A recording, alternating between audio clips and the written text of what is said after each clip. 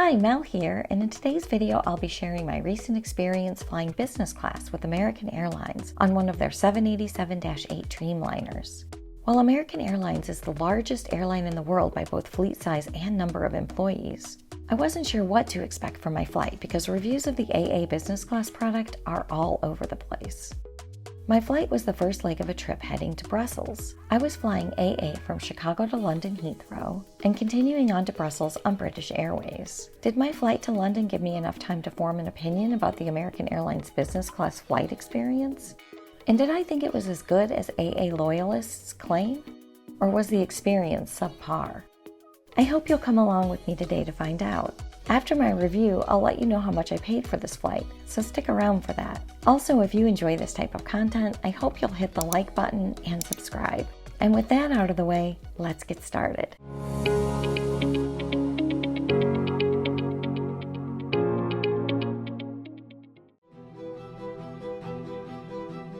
My flight to London was leaving Chicago at 10:15 at night. But I had to do O'Hare a few hours early so I would have time to enjoy dinner at the American Airlines flagship lounge. Because my flight was with American, it was scheduled to depart from Terminal 3. After passing through TSA pre-check, the signs for the flagship lounge led me straight there. I'll be doing a separate video of the lounge soon, so stay tuned for that. But for now, here are a few highlights.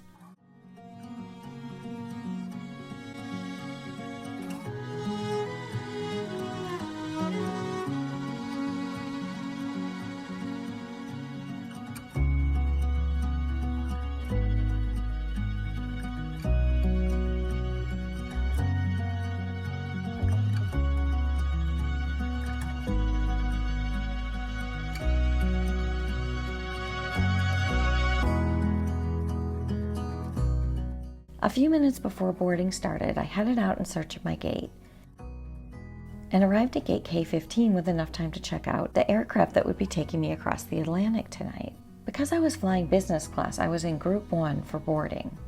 They asked us to line up in preparation, and my group was soon allowed to start boarding. So let's head in.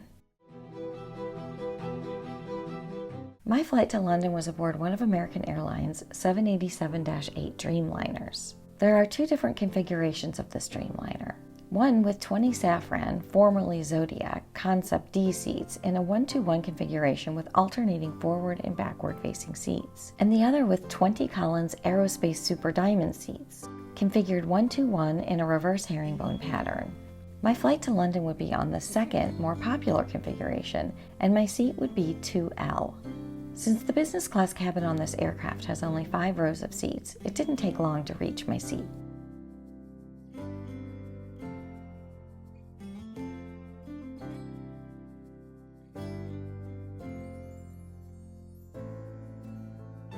Waiting for me were headphones, a menu, and an amenity kit.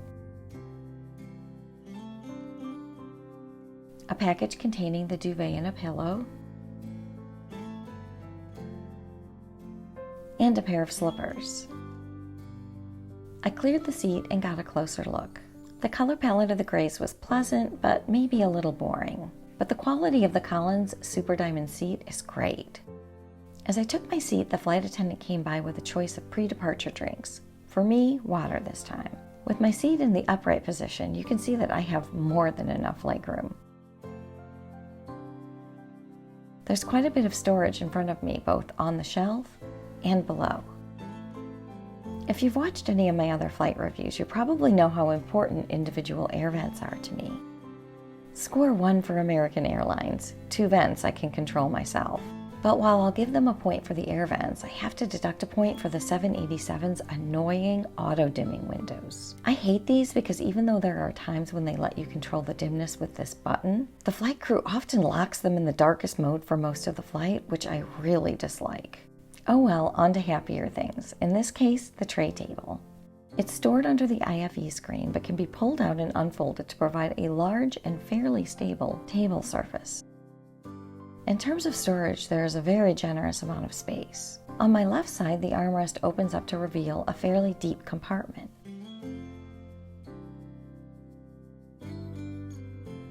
The armrest can also be positioned up for sitting and down when it's time to sleep. On the other side are 2 compartments with closing lids. The open lid of the back compartment is a mirror that comes in handy for freshening up. The larger storage space contains a universal power outlet, the remote control for the IFE system, and the headphone jack.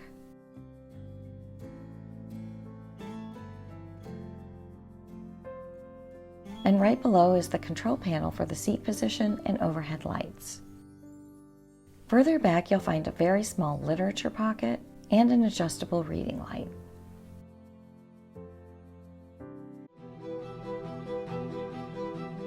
The in-flight safety announcement started, and we left the gate and began taxiing for takeoff. Takeoff and landing are my favorite parts of any flight, but sadly it was too dark to see much of anything during takeoff. In the unlikely event of an evacuation, leave all carry-outs behind and follow the lights quickly and safely to the nearest exit. A sign will indicate you have reached your exit. All exits on this airplane are clearly marked. Take a moment to locate the nearest one. Keep in mind, it may be behind you. All door exits have evacuation slides to use in the unlikely event of an emergency. In a water evacuation, slides may be used as life rafts. You'll find the exact location on your safety card. When directed to exit, jump onto the slide and move away from the airplane. So once the safety announcement finished, I played around with the IFE screen and pulled up the interactive map.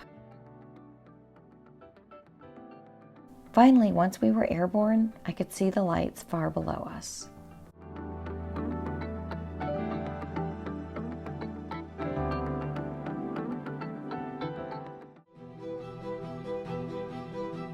Because the flight was leaving so late at night, I was grateful that my menu had been waiting for me when I boarded. That seems like a good sign that the crew plans to move quickly so we can get some sleep. So let's check it out. For dinner, the small plate and salad are the same for everybody, and then you can select from 4 main plates: Greek beef orzo stew, golden roasted chicken, orange poached salmon, and vegetable curry. Dessert options are an ice cream sundae, a cheese plate, or a lemon tart. For breakfast, there are only 2 options: an American breakfast of eggs, Canadian bacon and potatoes, or fruit, yogurt, and granola. The typical alcoholic and non-alcoholic beverages are also on offer, as well as a basic wine list. I studied the menu and made my selections. So with that out of the way, now seems like a good time to check out the Amenity Kit. The amenities are packaged in a black bag by Detroit-based Shinola that is embossed with the flagship name and American Airlines logo. The bag reminds me of an old-fashioned shaving kit bag, pretty basic and boring. Inside is a pair of standard black socks, an eye mask,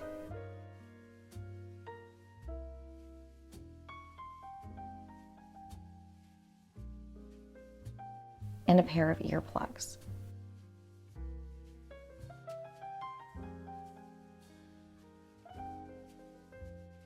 Next is a dental kit with toothbrush and toothpaste. And a miniature pen. I like this because the size is really convenient for a small purse. Finally, there's Rose Atlantic lip balm from Brooklyn-based DS & Durga, a company that specializes in interesting, complex scents. And Radio Bombay lotion, again by DS & Durga. Overall, a pretty standard amenity kit which covers the basics but isn't exactly luxurious, with the highlight definitely being the DS & Durga products.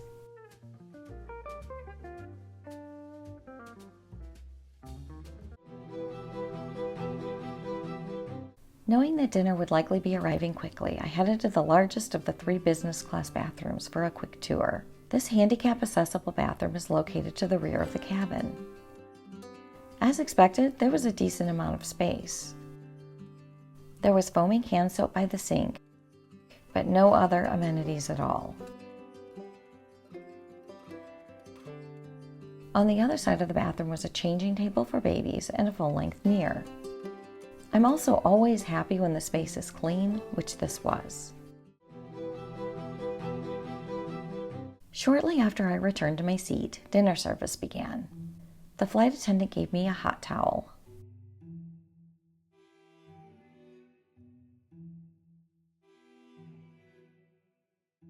And then placed a tablecloth on my tray table.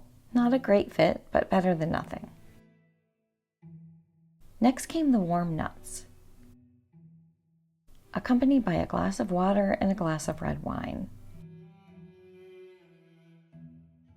For dinner, everybody would be getting the caprese small plate and the baby spinach salad. And for my main course, I had ordered the golden roasted chicken with Yukon smashed potatoes, green beans, and tomato chutney sauce. The menu mentioned that this particular meal had been created and inspired by the James Beard award-winning author and nutritionist Ellie Krieger, so my hopes were high.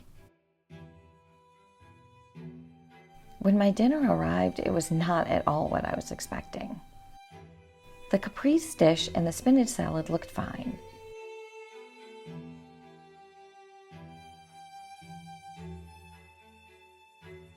But the main course was so unappetizing looking.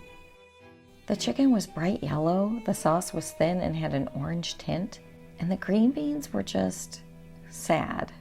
And the taste was as bad as the presentation. In fact, the chicken may have been the least appetizing meat I've ever been served in business class. It had a strange coating with a terrible slimy texture, and I honestly had a difficult time eating more than a couple of bites. And I couldn't even force myself to try the green beans. All in all, a disgraceful meal. But luckily, an ice cream sundae is hard to ruin, so I'm happy to report that my dessert was delicious. In fact, the flight attendant who prepared my sundae did an excellent job by giving me generous portions of caramel sauce, hot fudge, and nuts. I enjoyed every bite. With such a late flight, I knew I wouldn't have any extra time to enjoy the in-flight entertainment. But let's check it out so you'll know what to expect if you fly with American. The noise-canceling headphones by the Danish company Bang & Olufsen provide great sound quality. As I mentioned earlier, the remote control for the in-flight entertainment screen can be found in the large storage compartment to the right. You can use the remote to control all aspects of the in-flight entertainment. But since the screen is touchscreen, I actually prefer to control things that way. In the same storage space, you'll also find the headphone jack. One thing US-based airlines do well is in-flight entertainment. The selection American offers is excellent in my opinion. They offer a wide range of music, games, kids programming, movies, and TV shows, with options from Max, Showtime, Apple TV, and more. While you might not enjoy a gourmet meal on an American flight, at least you won't have a hard time staying entertained. The crew dimmed the cabin pretty quickly after dinner, but with such a late flight, I was happy for an excuse to get to sleep. I was also happy that American provided slippers for this flight. And the quality was actually better than average.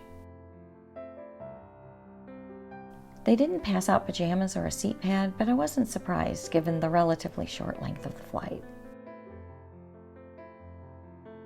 It didn't take me long to move the bed into the lie-flat position.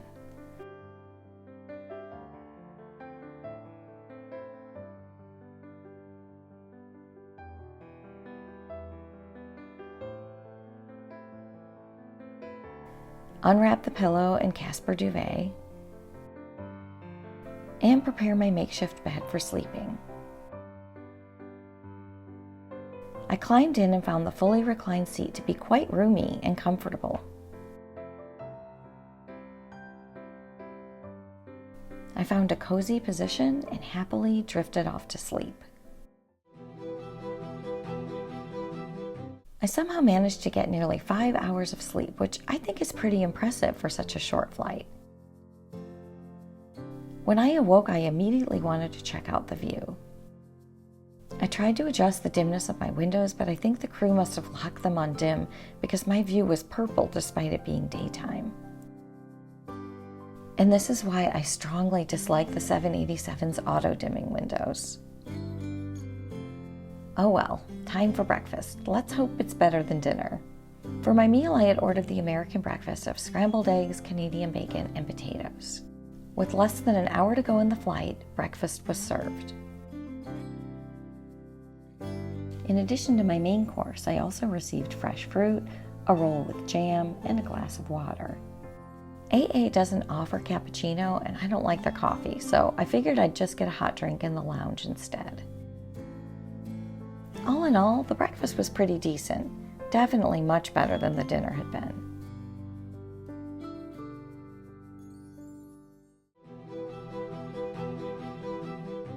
During breakfast, the window shades had finally been unlocked, so I was content to spend the rest of the flight staring out the window. I thought the views were quite stunning as we approached London.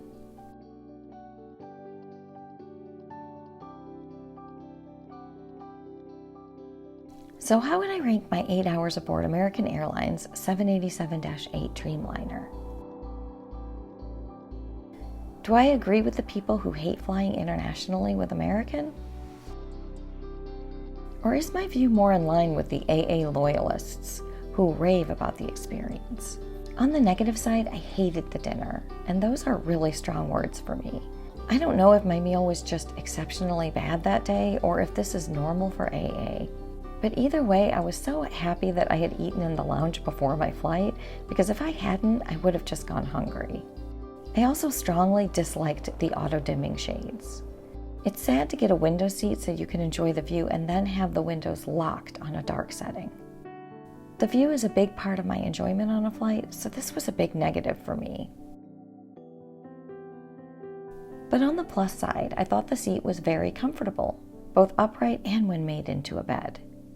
I also loved all the storage, and the in-flight entertainment was great too.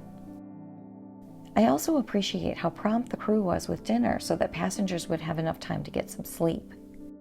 And I was pretty shocked I got as much sleep as I did. The combination of quick service and a comfortable hard product really helped. So high scores for that. Last but not least, the flight attendant gets a 10 out of 10 for my Sunday. And the entire crew was helpful and friendly for the entire flight, which always improves the flight experience for me. So when taken all together, I'd say my flight experience with American Airlines was fine. Not great, but not terrible. If you fill up at the lounge and use the flight to get as much sleep as possible, then AA is a solid choice. But if you're looking for a luxury experience in the sky, this probably isn't the best airline for you. This is a good time to mention that, as always, my travel experiences are not paid for, sponsored, or discounted in any way, and nobody was informed that I was doing a review. I used points to book this flight, and as mentioned earlier, my flight was actually 2 segments, both in business class. Chicago to London on American Airlines, and London to Brussels on British Airways. My trip was a bit unexpected, so I had to book my flight with less flexibility than usual, and only a couple of weeks in advance. And this was June, so I was dealing with summer rates. Considering that, I think I got a solid deal. I paid a total of 57,500 AA miles, plus $23.40 in taxes and fees. Thanks for coming along with me today. Comment below if you have any questions. And if you've experienced American Airlines business class for yourself, I'd love to hear your thoughts. Which group are you in? Are you an AA loyalist or a hater? Or do you fall into the middle category like me? Also, if any of you have ordered the same chicken dish, was it as terrible as mine? And are there any AA meals that you recommend? Also, remember to hit the like button, subscribe, and hit the notification bell if you want more travel content like this. It's a great way to help support the channel. Until next time, happy travels.